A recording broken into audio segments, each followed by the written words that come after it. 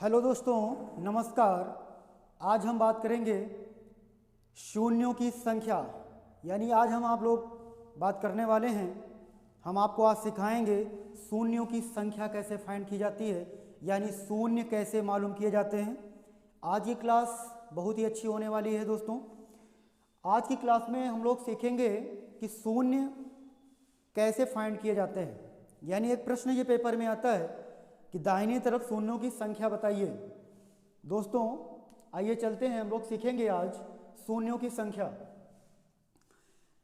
शून्यों की संख्या कैसे हम लोग फाइंड करते हैं।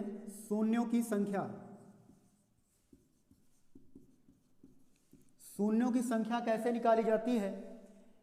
मैं आपसे पूछूं, ऐसे कोई एक नंबर लिख दूं और आपसे मैं पूछ लूं कि इसमें कितने शून्य हैं, तो आप कहेंगे सर इसमें 2 शून्य। भाई इकाई की तरफ से आप शून्य फाइंड करेंगे तो इकाई की तरफ से कितने शून्य आएगा, 1 शून्य और दूसरा शून्य आएगा। इसी तरीके से मैं एक दूसरा नंबर ले लेता हूं और अगर आपसे पूछूं कि इसमें कितने शून्य हैं, तो आप कहेंगे इसमें एक भी शून्य नहीं है, क्योंकि इकाई के अंक पे क्या है, 8 है। तो आप कहेंगे एक भी शून्य नहीं है।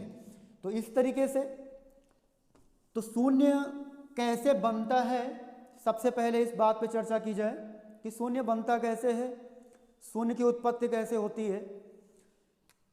तो पहले बात करते हैं कि अगर 1 मैं लिख दूं, 2 लिख दूं, 3, 4, 5, 6, 7, 8 और 9, इस तरीके से मैं 1 से लेकर 9 तक की संख्याएं अगर लिखता हूं, तो 1 से लेकर 9 तक की संख्याओं में दोस्तों आप कितने 2 पाते हैं, आप बता सकते हैं कितने 2 आएंगे। यदि 1 से 9 तक की संख्याओं में कितने 2 हैं, तो आइए इसको फाइंड करते हैं कि इसमें कितने 2 हैं। ये कैसे हमें मालूम चलेगा, इसकी बात करेंगे आज। इसमें कोई 2 है, आप कहेंगे बिल्कुल सर इसमें 2 नहीं है। इसमें 2 है, हाँ इसमें कितने 2 हैं, 1 2 है। कितने 2 हैं, 1 2 है। आप बताएंगे कि इसमें 1 2 है। मैं अगर 3 में 2 की बात करता हूं तो 3 में 2 की कोई बात नहीं, 3 में 2 नहीं आता है। लेकिन 4 में कितने 2 हैं, तो आप कहेंगे 2 2 हैं। 4 में कितने 2 होते हैं, 2 बार 2 होता है, 1 2 और दूसरा 2। 4 में 2 कैसे आते हैं, 2 दूना 4। कितने 2 आए, 2 2 आए कि नहीं, तो 2 आ गए यहाँ पे। इस तरीके से मैं 5 में देखूं तो 5 में कोई 2 नहीं है, लेकिन 6 में 2 की संख्या है। 6 में कितने 2 हैं, 1 2 है। 7 में कोई 2 नहीं है। 8 में कितने 2 होते हैं, 3 2 होते हैं। 8 में कितने 2 हो जाएंगे, 3 2 होंगे दोस्तों। 8 में 3 2 होंगे। 9 में कोई 2 होगा, नहीं होगा। तो काउंट करते हैं कि 2 कितनी टाइम्स आया, 2 कितने बार आया है, 1 से 9 तक में 2 कितनी बार आया है, ये बात पता की जाए यहाँ से। तो 1 2 3 4 5 6 7 कितनी बार आया है, 7 बार आया है। 1 से लेकर 9 तक में 2 कितनी बार आया है, 7 बार आया है। आई बात समझ में। इसी बात को हम लोग ऐसे भी तो भी फाइंड किया जा सकता है कि इसको 2 से डिवाइड कर दिया जाए, तो कितना आएगा, 2 चौके 8 यानी 4 आ जाएगा। कितना आ जाएगा, 4 आ जाएगा। और 4 को अगर मैं 2 से डिवाइड करूं तो 2 आ जाएगा, और 2 को फिर मैं 2 से डिवाइड करूं तो कितना आ जाएगा, 1 आ जाएगा। तो यहाँ पे 2 की संख्या कितनी आ जाएगी, 7 आ जाएगी।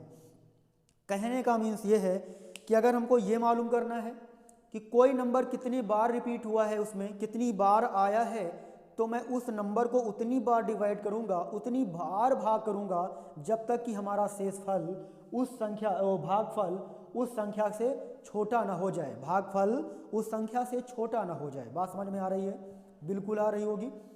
तो इस तरीके से यहाँ पे हम समझ पाए कि किसी नंबर को कितनी बार आया है, कितनी बार आया है, ये हम फाइंड कर सकते हैं। ठीक है दोस्तों, तो एक एग्जांपल और लेके हम लोग इस बात को अच्छे तरीके से क्लियर कर लें कि 25 यानी 1 से लेकर 1 2 3 4 5, और मैं यहाँ पे अगर 25 लिख दूं और आपसे पूछूं कि 5 कितनी बार आया है या 2 कितनी बार आया है, तो आप कैसे फाइंड करेंगे। 2 कितनी बार आया है, तो मैं 2 को इससे डिवाइड कर दूंगा। 2 मैं 25 को 2 से अगर डिवाइड करता हूं तो जनरली ये 2 1 2 और 2 दूना 4 12 आ जाएगा। और 12 को फिर मैं 2 से डिवाइड करूं तो 6 आ जाएगा। और 6 को अगर मैं फिर से 2 से डिवाइड करता हूँ तो 3 आता है, और 3 को फिर 2 से डिवाइड करता हूँ तो 1 आता है। ठीक है दोस्तों, अब इन सब को अगर मैं ऐड कर लेता हूँ तो ये हो जाएगा 12 और 6 18, और 18 और 3 21 और 1 22, यानी कि 2 कितनी बार आएगा? 2 1 से लेकर 25 तक अगर संख्याएं कोई होती हैं तो उसमें 2 कितनी बार आता है? 22 बार आता है। तो 5 कितनी बार आएगा? 5 कितनी बार आएगा भाई? तो 5 की बात करूं तो 5 25, और 5 को फिर मैं 5 से डिवाइड किया तो 1 बार, यानी 5 की संख्या जो होगी वो 6 बार होगी। 5 की संख्या कितनी होगी? 6 बार होगी, यानी 5 जो है वो 6 बार आएगा, और लेकिन यहाँ पे जो आपका 2 है वो 22 बार आएगा। बात समझ में आ रही है? ठीक है, तो इसी तरीके से शून्य कैसे बना, शून्य आते कैसे हैं, हम कैसे फाइंड करेंगे कि शून्य कैसे आते हैं, जिसके विषय में हम लोग बात करेंगे। तो मैं आपको बता दूं दोस्तों, शून्य जो बनता है वो 2 और 5 से गुणा करके बनता है। 2 और 5 से गुणा करके बनता है। कैसे बनता है? 2 का यदि गुणा 5 से कर दिया जाए, 2 का गुणा यदि 5 से कर दिया जाए, या मैं ऐसे बोल सकता हूं किसी भी सम संख्या का गुणा अगर 5 से कर दिया जाए तो 0 की उत्पत्ति हो जाती है, अर्थात हमको दाहिनी तरफ शून्य मिलना स्टार्ट हो जाते हैं, तुरंत शून्य की उत्पत्ति होने लगेगी। ठीक है, तो यहाँ पे मैंने 2 और 5 का गुणा किया तो एक 0 आ गया। कितना 0 आ गया? एक शून्य को हमको मिल गया। इसी तरीके से अगर 2 2 बार है और 5 एक बार है तो शून्य कितनी बार आएगा? तो मैं यहाँ से देख रहा हूँ कि शून्य एक ही बार आएगा। 4 और 4 5 20, कितनी बार आएगा? एक बार ही आएगा। लेकिन 2 2 बार है और 5 5 2 बार है, दोनों संख्याएं 2 2 बार हैं, तो शून्य कितनी बार आएगा? इसको मैं लिख सकता हूँ 4 और इसको लिख सकता हूँ 25 चौके 100। यहाँ पे 2 शून्य आ गए, यानी 2 भी 2 बार था और 5 भी 2 बार था, तो शून्य भी कितनी बार आए? 2 बार आए। क्या समझ पाए आप लोग इससे?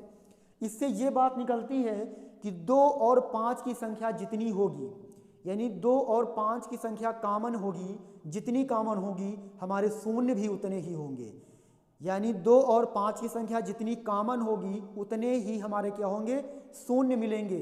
बात इस तरीके से समझ रहे हैं कि जो बाइक होती है दोस्तों, बाइक जानते हैं आप लोग? बाइक जो होती है, तो एक हीरो होंडा की बाइक बन रही थी पहले, तो हीरो और होंडा की जो बाइक बन रही थी उसमें इंजन का पार्ट दूसरा कोई व्यक्ति बना रहा था, और पूरी बाइक एक दूसरा कोई व्यक्ति कंप्लीट कर रहा है। अगर पूरी बाइक कंप्लीट हो गई है लेकिन इंजन बनाने वाला केवल 5 इंजन कंप्लीट करता है, केवल कितने इंजन कंप्लीट करता है? 5 इंजन कंप्लीट करता है। तो बताइए दोस्त कि हमारे मार्केट में कितनी बाइक आ पाएंगी? मार्केट में केवल जितने इंजन बन पाए हैं उतनी ही तो बाइक आ पाएंगी ना, अर्थात 5 बाइक आ पाएंगी। सेम कंडीशन इसमें है कि जितने अगर 2 की संख्या जो कम होगी, जो संख्याएं कम होंगी उतने ही 0 होंगे। ठीक है, बात समझ पाए?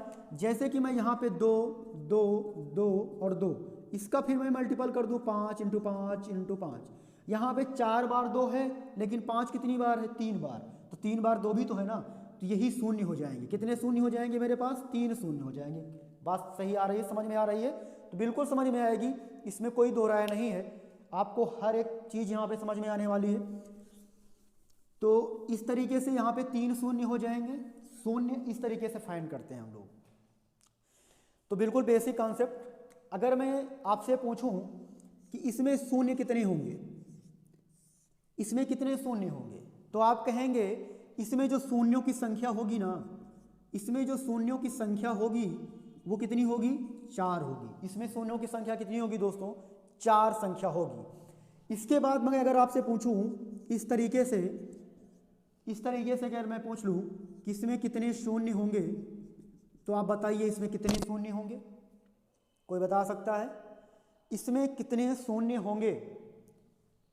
तो इन सब को मैं ऐड करूंगा ना, मैं इन सब को ऐड कर लूंगा। 0, फिर ये 0 था और फिर एक 0 था ना, ये 0 ये 0 ये 0 और फिर एक 0। तो इस तरीके से मैं अगर इनको ऐड कर लेता हूँ, 4 0 थे, फिर इस तरीके से मैं इस तरीके कर लूँगा, फिर 2 0 हो जाएगा इस तरीके से, फिर एक शून्य इस तरीके से। तो 0 1 1 फिर 1 1, इस तरीके से शून्यों की संख्या कितनी आएगी? आप देख पा रहे हैं यहाँ पे पूरी तरीके से देख पा रहे हैं शून्य कितना है? 1 है। तो प्रश्न इस तरह का भी दोस्तों आता है। ये नॉर्मल प्रश्न है, ऐसा प्रश्न आपको पेपर में जैसे नहीं मिलेगा।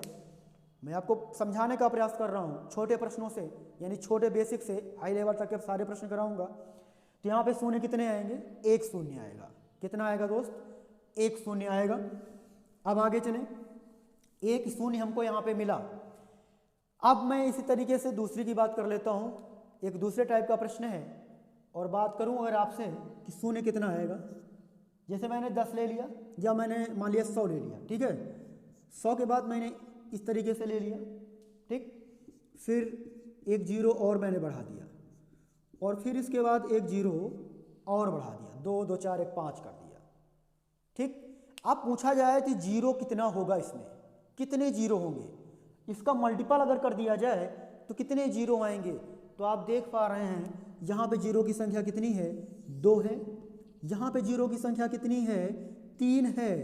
यहाँ पे जीरो की संख्या कितनी है? 4 है। और यहाँ पे जीरो की संख्या कितनी है? 2 2 4 1 5 है। और इन सबको अगर ऐड करते हैं तो 5 5 10 4 14, यानी जीरो कितने आएंगे हमारे पास? 14 जीरो मिलेंगे हमको। तो ये तो नॉर्मल प्रश्न थे आपका इंटरेस्ट बढ़ाने के लिए कि आप इस पे जागरूक हो, प्रश्न को अच्छे तरीके से लगाएं।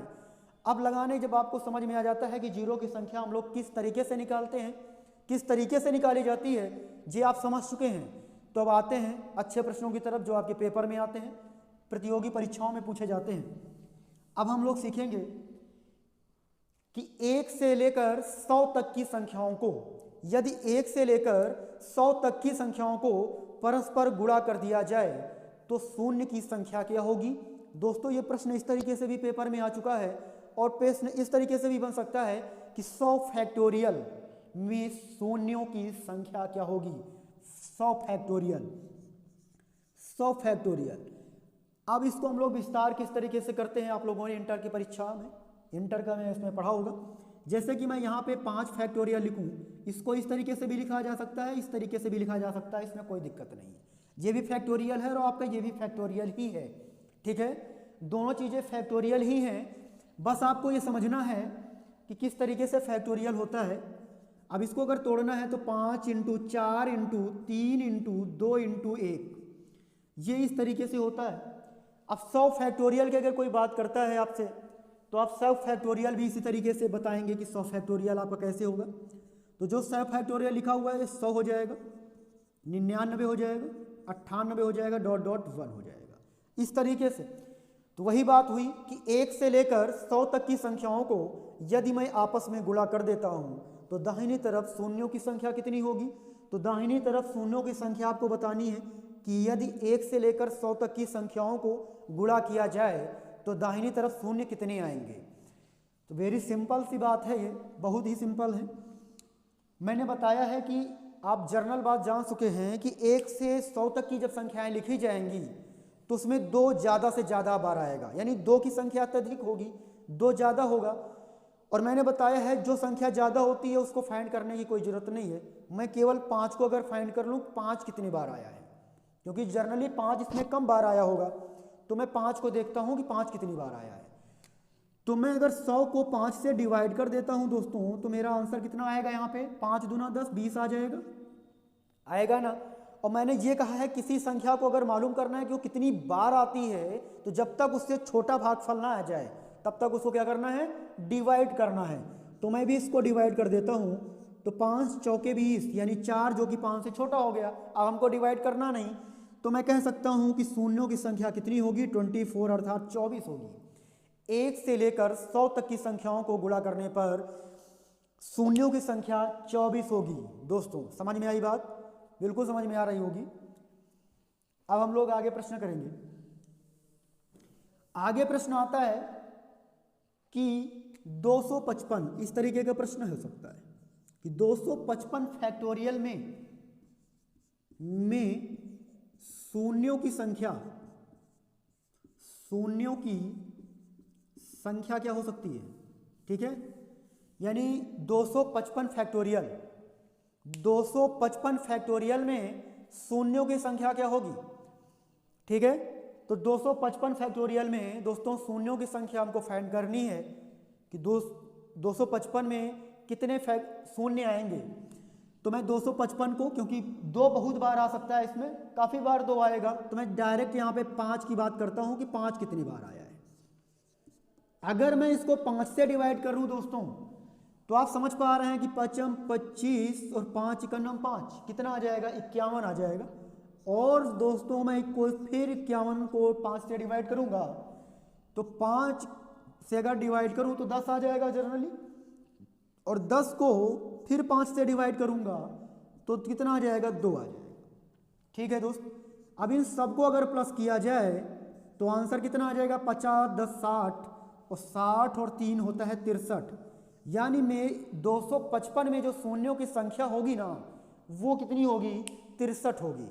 यानी 63 शून्य आएंगे दोस्त, बात समझ में आ रही है, 63 शून्य आएंगे, 63। अब दूसरा प्रश्न देखेंगे इसके बाद। प्रश्न इसके बाद जो बन रहा है वो प्रश्न क्या बन रहा है, प्रश्न ये बन रहा है कि 1000, क्या बन रहा है कि 1000 में, किसमें, 1000 फैक्टोरियल में शून्यों की संख्या कितनी होगी। 1000 फैक्टोरियल में शून्यों की संख्या कितनी होगी दोस्तों। बहुत ही सिंपल प्रश्न है, हमको 2 फाइंड नहीं करना है कि 2 कितनी बार आया है, क्योंकि 2 की संख्या हमेशा 5 से ज़्यादा रहती है। तो हमको 5 ही पता करना है कि 5 कितनी बार आया है। जनरली मैं अगर इसको डिवाइड करता हूँ तो ये आ जाता है मेरा 200, 5 दूना 10, और 200 को फिर 5 से डिवाइड करूँ तो 5 चौके 20, 40 आ जाता है, और 40 को फिर 5 से करूँ तो 8 आ जाएगा, और 8 को फिर 5 से डिवाइड करूँ तो मेरा 1 आ जाएगा। और इन सब को अगर मैं ऐड कर दूँ तो मेरा आंसर कितना आ जाएगा, ये आप सब देख रहे हैं, 249 आपका करेक्ट आंसर होगा। यानी 1000 फैक्टोरियल में, यानी 1 से लेकर 1000 तक की संख्याओं को यदि आप गुणा कर देंगे तो दाहिनी तरफ शून्य कितने आएंगे, 249 शून्य होंगे दोस्तों। कितने होंगे, 249 शून्य होंगे। बात समझ में आ रही है, ठीक है। अब आपके पास जो प्रश्न है वो प्रश्न मैं एक दे रहा हूं आपको कि 2 की पावर 145, 2 की पावर 145 और 2 की पावर 234, इसमें कितने शून्य होंगे, इसमें कितने शून्य होंगे, इस तरह का प्रश्न है। इस तरीके से मैं एक प्रश्न और दे दूं, 222 इंटू 5 की पावर 333, इसमें कितने शून्य होंगे। तो सीधी सी बात है और सिंपल भी है, इसमें और इसमें शून्य कितने होंगे। मैं कह सकता हूं इसमें कितने शून्य होंगे भाई, इसमें जो शून्य होंगे ना, जिसकी संख्या कम, जिस 2 की संख्या कम तो उतने शून्य, 5 की संख्या को कम, तो इसमें कॉमन कितना लिया जा सकता है, दोनों से 145 कॉमन लिया जा सकता है, क्योंकि 2 की संख्या कम है ना, तो इसमें शून्य कितने होंगे, 145 शून्य होंगे। इट इज करेक्ट आंसर होगा, ये आपका करेक्ट आंसर है आपका। और ये क्या होगा आपका, 222 और 333 दिया गया है, तो कौन सा कम है, ये कम है, तो इसमें शून्य कितने होंगे, 222 शून्य होंगे दोस्तों। कितने होंगे, 222 शून्य होंगे। आगे नेक्स्ट वीडियो में हम बात करेंगे शून्यों के विषय में, अच्छे अच्छे प्रश्न हम लोग सॉल्व करेंगे। आज के लिए धन्यवाद, जय हिंद जय भारत।